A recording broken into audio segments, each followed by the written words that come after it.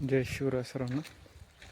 मी तुम्हाला सांगतो हे बॅचला मला खर्च जाऊन किती पैसे उरले. तर 1,15,000ची आपली बॅच झाली समजा. त्यातून 20-22 हजार रुपये खर्च आला.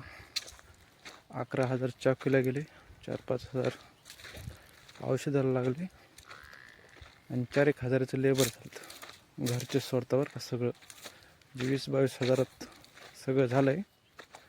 आणि 1,15,000 20-22 काढे तरी 90-95 हजार रुपये उरले. पण ह्याच्या अगोदरची जी बॅच होती आपली ती थोडी फेल गेली म्हणण्यापेक्षा खर्च अडचण निघून फेल गेली.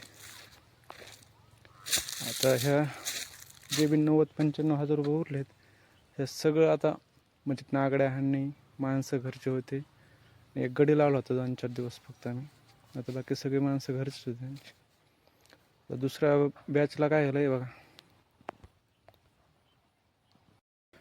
ते असं खत टाकायचं आहे. ह्याच्या नांगड्या बिंगड्या पूर्ण हाणल्यात आपण.